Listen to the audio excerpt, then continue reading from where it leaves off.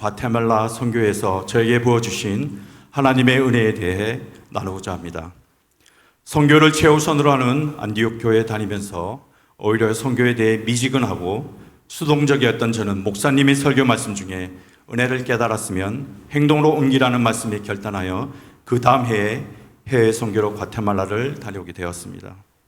누구나 한 번쯤 고민하고 걱정하듯 저도 직장, 시간, 가족, 현재 언어 등의 부담감이 있었지만 팀원들과 모여 기도하는 순간마다 하나님께 담대한 마음과 용기를 달라고 간구하고 또한 사랑으로 현지인들을 섬기게 해달라고 간절히 기도하였습니다. 그 기도로 말미암아 현지 선교 현장에서도 담대하게 복음을 전할 수 있었는데 이 마을, 저 마을, 집마다 방문하며 사람들을 접촉하였고 준비해간 스페인어 문장으로 복음을 전하였습니다. 그들의 가정, 건강, 재정 등 각종 어려움을 들으며 믿음으로 기도하면 하나님께서 들어주신다며 같이 뜨겁게 기도하였습니다.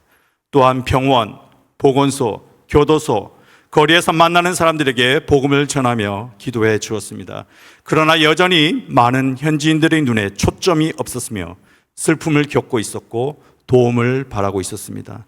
많은 이들이 이유 없이 아팠고 많은 이들이 가난에 허덕였으며 많은 이들이 공허함에 사로잡혀 있었습니다. 성경 말씀에 12년 동안 혈루병에 힘들어하는 여인이 예수님이 오시기만을 기다렸고 옷자락이라도 만지면 나을 것 같은 간절한 확신이 있었듯이 마치 이들에게서도 간절하고도 슬픈 눈빛들을 보았습니다. 저와 우리 팀원들은 금과 은같이 화려함과 세상의 물질은 가지고 있지 않았지만 예수님의 이름을 붙잡고 그들에게 다가갔으며 그들의 간구함을 가지고 같이 간절히 기도하였습니다. 언어는 다르지만 성령님께서 우리를 하나로 엮어주셨고 그들의 눈물을 통하여 함께 하심을 느끼게 해주셨습니다. 어두운 그들의 눈동자를 예수의 이름으로 물러가게 하시고 그들의 표정과 눈동자의 밝은 기쁨으로 변화시켜 주시는 걸 발걸음을 옮기는 순간순간마다 보여주셨습니다.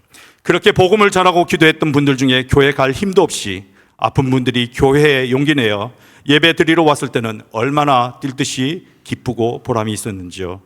특별히 선교 현장에서 얻은 최고의 수확은 담대하게 복음을 전하는 것이요 확신을 가지고 기도하게 되는 것이었습니다.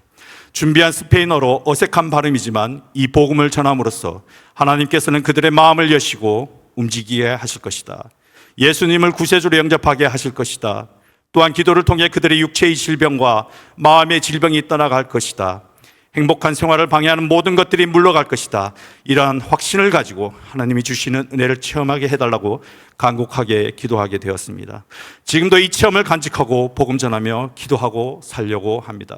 이렇듯 선교에 동참하면 유익이 많은데 이 시간 특히 이런 분들에게 선교에 동참하시라고 권하고 싶습니다. 첫째, 전도를 하고 싶으나 선뜻 용기가 없으신 분들 선교에 동참해 보십시오. 물론 언어는 다르지만 짧게 준비된 복음을 전하면 됩니다. 언어 다르다고 예수님 전한다고 절대 핀잔 받지 않습니다. 누구에게나 복음 전해도 걸음을 멈추고 다 들어줍니다. 전도에 재미가 붙으실 겁니다. 못한 전도 실컷 해보십시오. 둘째, 기도의 능력을 체험하고 싶으신 분들 선교에 동참해 보십시오.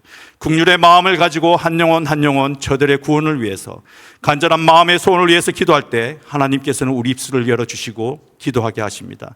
그리고 의심은 사라집니다. 마음껏 기도하십시오. 셋째, 지금 일상생활에 불만이 가득 차서 감사가 사라지는 분들 선교에 동참해 보십시오.